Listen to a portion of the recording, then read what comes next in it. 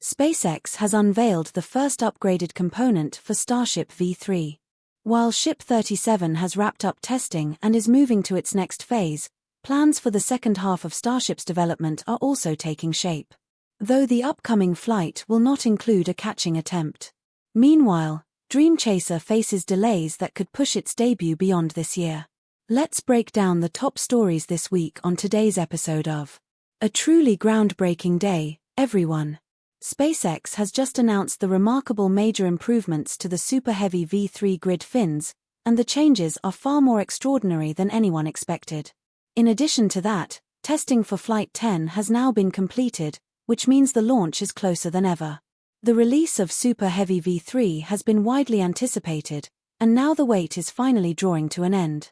While we still need more time before we see a Starship in the V3 configuration, the upgraded Super Heavy booster will make its debut very soon.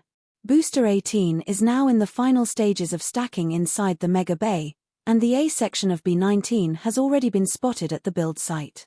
For B18, the installation of the field transfer tube has been completed, but the forward section is still missing. This forward section is the most upgraded part of the new Super Heavy design, featuring two of the most significant enhancements: the integration of hot staging and the redesigned grid fins. One of these upgrades, the grid fins, was recently revealed directly by SpaceX on X, formerly known as Twitter. The company stated the first grid fin for the next-generation Super Heavy booster. This confirms that the image shows the very first grid fin produced for the V3 booster, and there is a strong likelihood that it is destined for B18. While it has not yet been installed on the forward section, this is not unusual. In earlier Super Heavy builds, the grid fins were often attached only after cryogenic proof testing. This means there is no reason to worry about delays in B18's progress. We can expect the forward section to be rolled over for stacking within the next few days. Once stacking is complete, B18 will be transported to the Massey test site where the new QDV3 booster system has already been prepared to support cryogenetic trials. Looking more closely at the new grid fin design, the real-life images closely match what was described in earlier technical presentations. The fins are no longer perfectly square. Instead, they now feature an octagonal shape. Perhaps the most striking change is their size. SpaceX has confirmed that these fins are 50% larger than the previous version, with Musk humorously describing them as a gigantic waffle. This increase in size is meant to deliver far greater control during navigation and landing, especially since the number of fins will be reduced from 4 to 3. The structure is also significantly reinforced for added strength and durability, with an estimated mass of around 3 tons. This increase in weight is not just due to their size, but also because of a new functional role. These grid fins will now serve as part of the catching system. In earlier designs, the catching mechanism and the grid fins were two separate systems. However, with the V3 booster, SpaceX has integrated them into a single structure. The newly released images show that the catching point is mounted directly beneath the grid fin close to its central shaft. SpaceX explained that these new fins will be used for vehicle lift and catch, which also helps explain why they are now built for higher strength.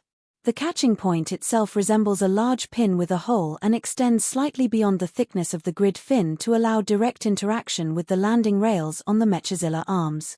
Interestingly, some observers have noted that the design is more similar to the catching point used on Starship itself. This makes sense when considering that SpaceX's two orbital launch towers, Pad 1 and 2, each have different catching setups. Pad 1 has arms optimized for Super Heavy, while Pad 2 is tuned for catching the ship.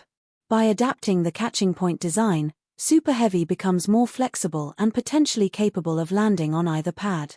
That said, the pin on Super Heavy will be slightly longer to ensure compatibility with Pad 1's hardware. Since the V3 booster will only feature 3 grid fins, the catching points will be installed on the 2 symmetrical side fins, leaving the central fin without one. This means that the fin shown in SpaceX's photograph is most likely one of the 2 side fins that will directly connect with the chopsticks during landing. The grid fins have also been repositioned lower on the booster.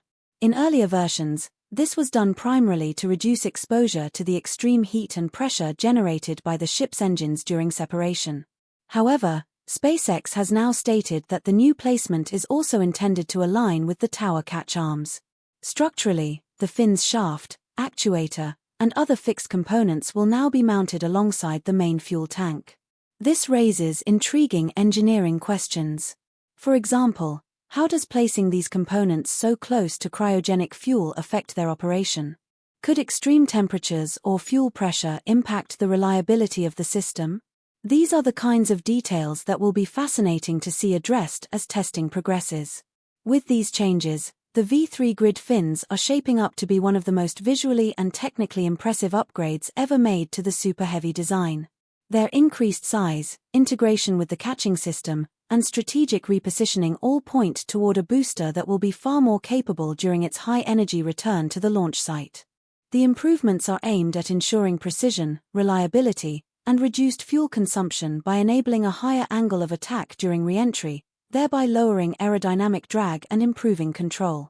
Given the current progress, it is likely that we will see these massive grid fins arriving at the Mega Bay for installation sometime next month. Before that happens, the forward section featuring the hot staging ring will be completed and stacked onto B-18. This will be followed by the installation of the other major V3 upgrade, the Raptor 3 engines.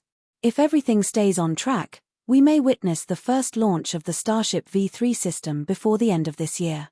And to ensure a smooth transition into the V3 era, SpaceX must demonstrate first strong performance in its upcoming missions, particularly with the fast-approaching Flight 10. In the previous update, SpaceX attempted a spin prime test with Starship's engines. This procedure spins up the engines and flows propellant without ignition, verifying both engine stability and the fuel delivery system. However, the attempt was cut short during fueling, signaling that something had gone wrong. The cause became clear on the evening of August 12 when images from the launch site revealed workers addressing a leak in the cryogenic flex hose of the fuel injection system. The component is critical for handling ultra-cold propellants, and any failure could pose safety hazards or affect performance. The leak fully explained the abrupt halt in fueling during the earlier attempt. SpaceX acted quickly. Technicians replaced the faulty hose and carried out thorough inspections to confirm system integrity. Thanks to this swift response, preparations resumed without significant delay. The following day, the 13th of August, SpaceX scheduled another round of testing with a road closure from 6 o'clock in the morning to 7 in the evening. Once the pad was cleared, fueling preparations began. Thick venting soon billowed from the OOLM tank farm and the vehicle itself. Clear signs that propellant loading was underway. During this operation, auxiliary systems such as the flaps in the detonation suppression system were also tested. With all systems ready, the spin prime test proceeded. Propellant flowed into the engines without ignition, following engineers to confirm stable fuel transfer and operational performance. No issues were reported and the test concluded with detanking as propellants were safely removed. This successful spin prime validated the Flight 10 hardware and confirmed the reliability of the recently swapped engine, removing the need for further static fire testing before launch. With the test complete, Ship 37 moved into its next phase of preparation. A brief road closure was scheduled for the early hours of the 14th from 3 to 8 o'clock in the morning for S-37 return from spin prime. This indicated the vehicle would be lifted from the launch mount and transported for post-test inspections. The ship quick disconnect was opened, the chopsticks lowered, and a transport stand positioned at the pad. At the time of reporting, the lift had not yet occurred, though it will likely be completed soon afterward.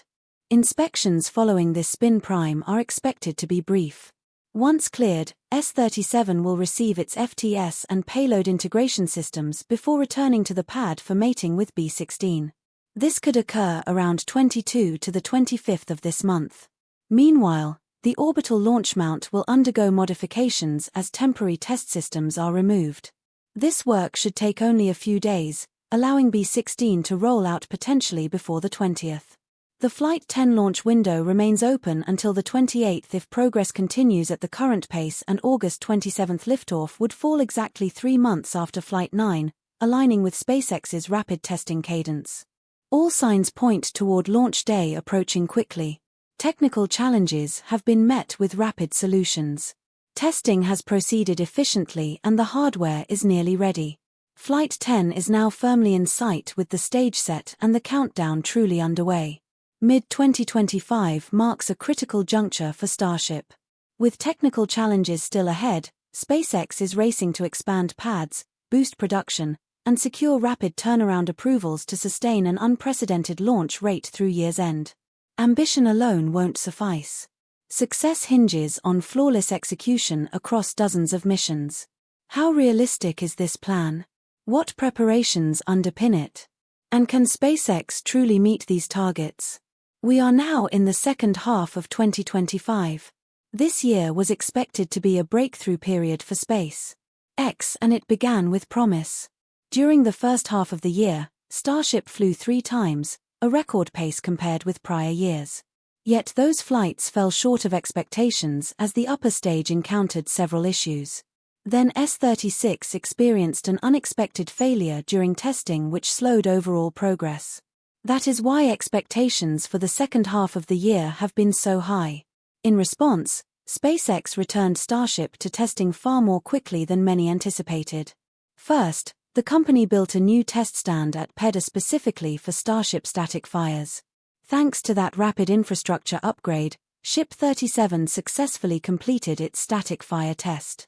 With that test behind it, S-37 now moves into final inspections and installation of flight hardware. At the same time, S-37's companion booster B-16 has awaited its final engine installations inside Mega Bay for several weeks. It is now nearly ready to roll out for mating with S-37. Musk recently hinted on social media that SpaceX is targeting a launch in mid-August. If the forthcoming inspection and installation steps take about a week to finish, that timeline remains within reach. While S-37 and Flight 10 preparations capture most of the attention, Flight 11 is already taking shape. S-38 has just completed its cryogenic test, the first major check in the static fire sequence. After that cryogenic proof, S-38 returned to Mega Bay 2 to receive its engines and install its flaps in advance of a full static fire. B-17, which completed its own cryogenic test.